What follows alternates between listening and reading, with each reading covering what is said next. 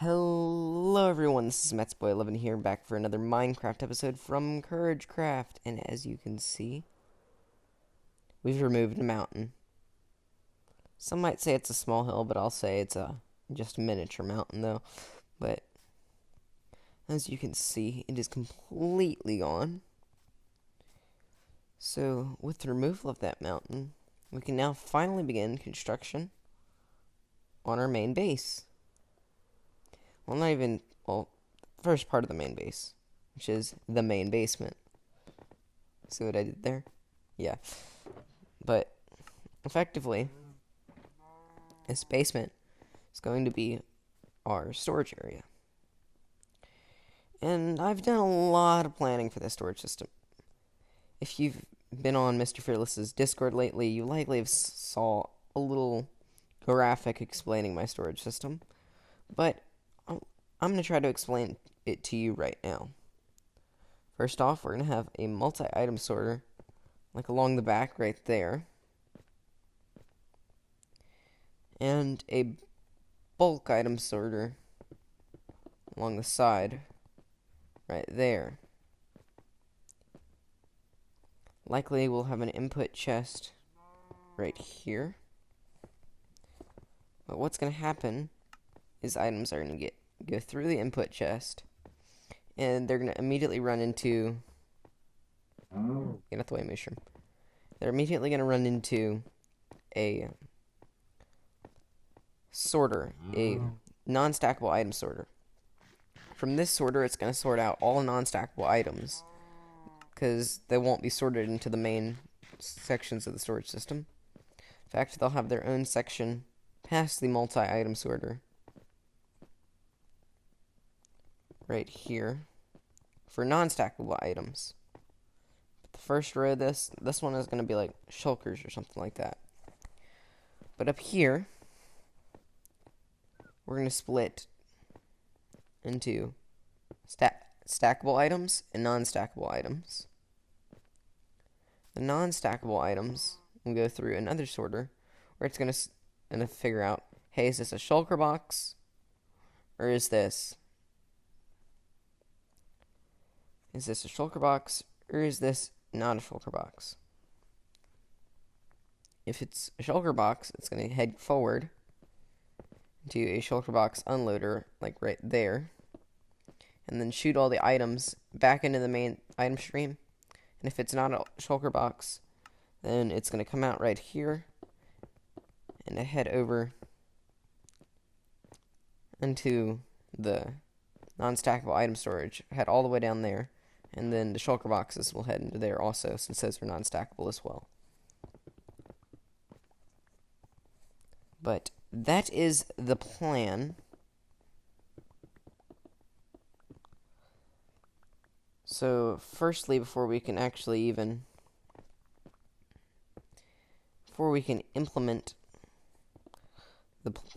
the storage system, before we can implement any of that advanced stuff, I'm thinking we first need to knock out the most complicated part of the storage system, and then we need to figure out how to feed items into that, which is going to be the multi-item sorter, because I actually don't understand how the multi-item sorter works. It's just one that I know works, and I don't know how to design any of them, and this is one that I found that I very much liked the idea behind, and I liked the concept and the implementation of it. So we're going to build that. Then I'll see you in a sec. So as you can see right here, I've done it. I've installed the multi-item sorter. I'm going to leave a link for this design in the description. It is by the Takedown Chain. They sadly do not do YouTube anymore, but they did design this epic item filter right here. It's a multi-item sorter. My only issue was, I think in the video it told me to face these comparators towards the redstone dust, but I changed that because my issue I found is it doesn't work like that, because it needs to be taking the signal from inside of here. But I am going to teach you a little bit of what it does. So I'm going to put in a potato and a piece of redstone. And then in this chest, you put redstone and the potato. And it's going to sort all those into this chest. That's from before me testing this. Because I wanted to make sure it works, because at first it didn't work. Because, like I said, comparators were facing the wrong way. I do not understand much of how it works, so I definitely can't explain it to you. They explain it pretty well in the video, so I'll make sure to leave that link down below. And I think it's pretty good for what we need, and it's going to drop the redstone in there. The cart is currently unloading everything up there. Once it's unloaded everything, it's going to drop down and then pick up the potatoes. You may ask me why I'm running potatoes through the system. It's to make sure they don't break the system, because they have been known to break systems in previous times. If you do not get that reference, I am sorry for you. But as you can see, the potatoes are running right into that chest, so that is proof that it can sort multiple items. And if we check in this chest, there is in fact the potato and the redstone there, back where we placed them. Oh no, I think I ran into this while it was evolving.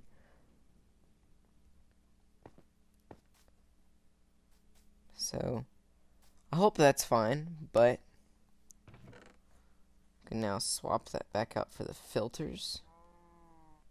And grab our stuff out that chest. And we have two options for what we can do right now. Right now, we could either plop all of our items into here that are not going to be sorted by bulk sorters, so that way we can begin using this, or I could begin working on the rest of the redstone for the system, which I think I like that idea better, just because, pretty much, if we knock out the rest of the system, it'll be a lot easier to put that in later, because I don't want to accidentally sort bulk items in here.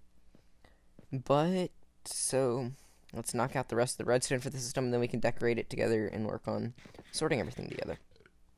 So, I'll see you in a second. So, as you can see, construction took place. And by construction, I mean a lot of construction, because we've installed the entire bulk sorting system, except for the jungle section. But other than that, I think all of the filters are pretty much set. This chest will run items up this, across the bulk thing. The only thing that we've got left to do is finish wiring this hopper line right there to where the items drop out of there. But that should be no issue at all. In fact, I think that we could do that together. And while we work on that, I would like to talk to you about something that Mr. Fearless himself has announced for the CourageCraft server.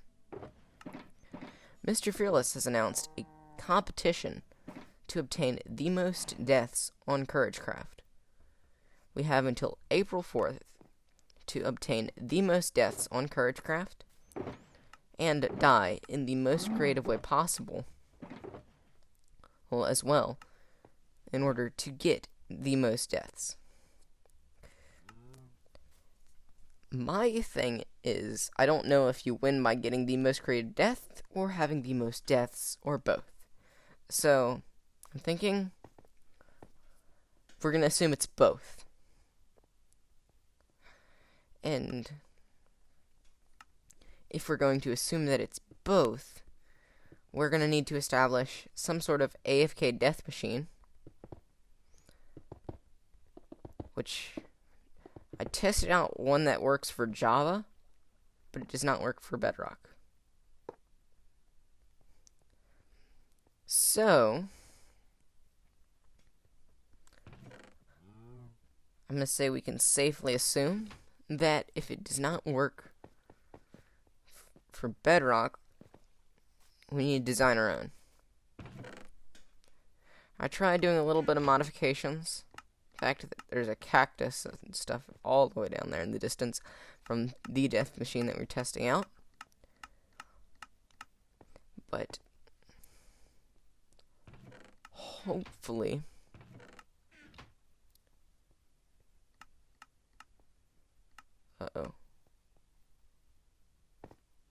There is the thing right there. For a second, I got worried for a second. But hopefully we can design our own one.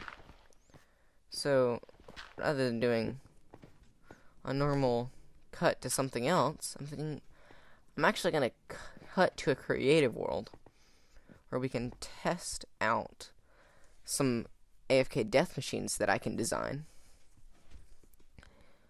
And as we design the AFK death machine, we can then build in the background. So for me, I'll just be spending double the amount of time, but for y'all, this will be built by the time we come back. And before we leave for a second, I keep falling in this hole. But before we leave, I would like to say that the reason I'm so intent on winning this competition, Mr. Fearless says that he is going to give us, and I quote, a bunch of blocks of their choosing from me. Almost any block in the game. If you need it, just ask me. And I'm thinking it'd be really, really cool if we had an end portal at our base. He said almost any block in the game, meaning there is a chance that he will not grant that request. But I think it's safe to say that we could probably get some still pretty cool stuff out of there. And who doesn't want an end portal at their base? So, yeah, let's go win this death competition. So, as you can see, I've done a little bit of testing. Not a ton, but I have come up with an AFK death machine design. And I've also figured out some things. First off, can't spawn in water. Normally, beds will try to spawn you on the same level as them. So I've tried isolating it where you can spawn in the water. Issue is with beds on bedrock for some reason. They'll spawn you on literally any other block other than water. Like for example, I had one pillar going up all the way to build height on here, and it would spawn me on that before it'd spawn me in the water. Next off, lava is a valid spawning spot. So if I set my spawn and turn my game mode to survival real quick, and I die, whenever I spawn, I'm in lava.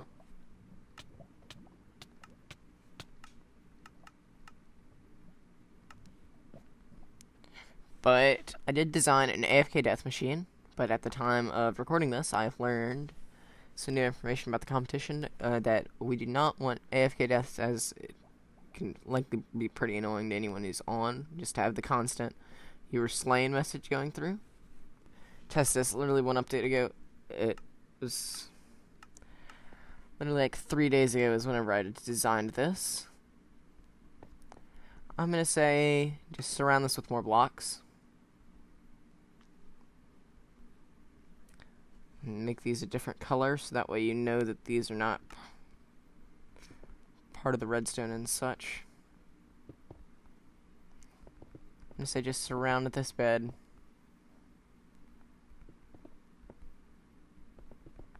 with blocks.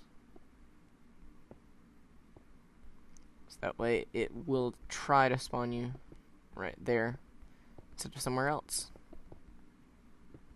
So if we go back into survival, we fall down in there. Maybe one more block up. This is kind of actually annoying because I actually tested this literally one update ago, which was 2 days ago, and it wasn't even a main update, it was a hotfix. So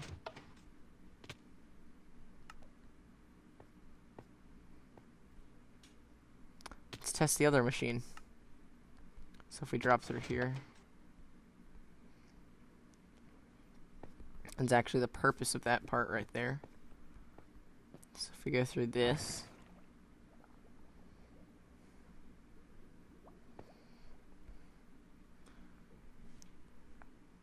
we are going to go and create it for a second right here. Spawn point set. Grab some sea lanterns.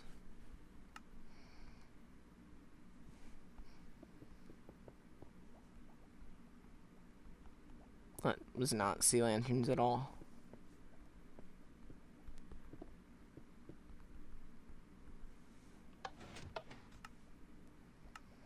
Human survival.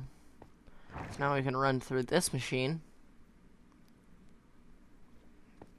and test this. Oh, so they've patched the death machine in one update. Thank you, Bedrock. So, that death machine's been patched. So I guess just do the lava method. It's like 5 blocks in every direction from it. So I guess death machines no longer work like they used to. And we're back on the CourageCraft server.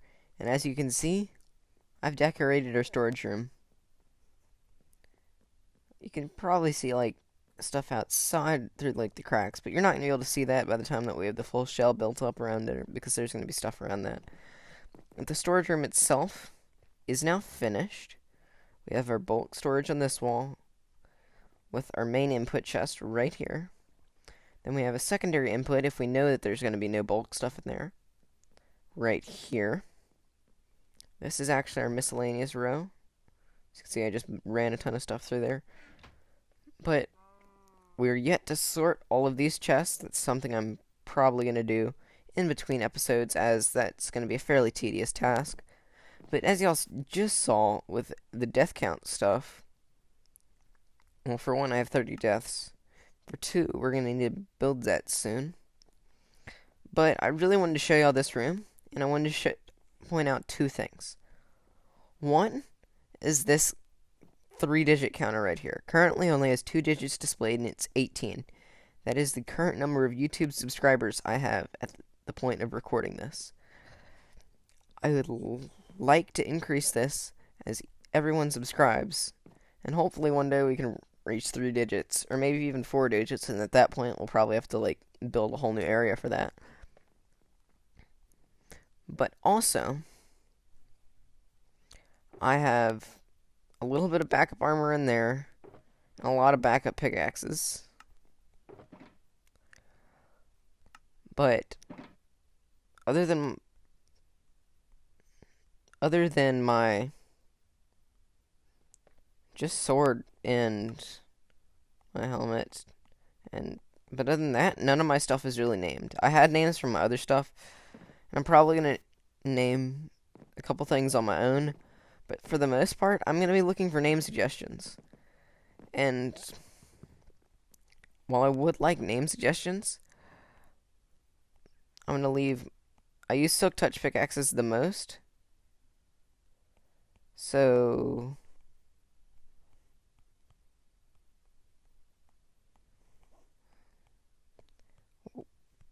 I only have 1 Silk Touch pickaxe right now, currently available. But on my first episode of CourageCraft, Distracted by the Shiny left a very nice comment on my very first episode. So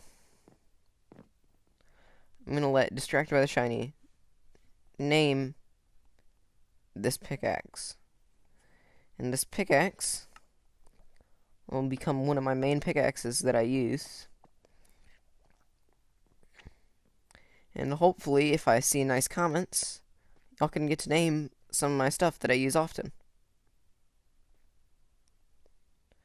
So, Distracted by the Shiny, if you are watching my videos, please leave a comment with the name of what you want me to name that pickaxe right there. So as you can see, I'm actually running around spawn right now. It's actually because I was just over at my spawn house, just past Mumsy's house right here, which Mumsy's house looks very nice. At least that is Mumsy's, right? Yeah, that's Mumsy's. But anyway, I'm out here because I'm collecting resources for the next episode, and wow, we can see through spawn right now. Interesting. But anyway, like I said, I'm collecting resources for the next episode, which means, yeah, it's sadly time that this episode has come to an end. But I wanted to say thank you for watching.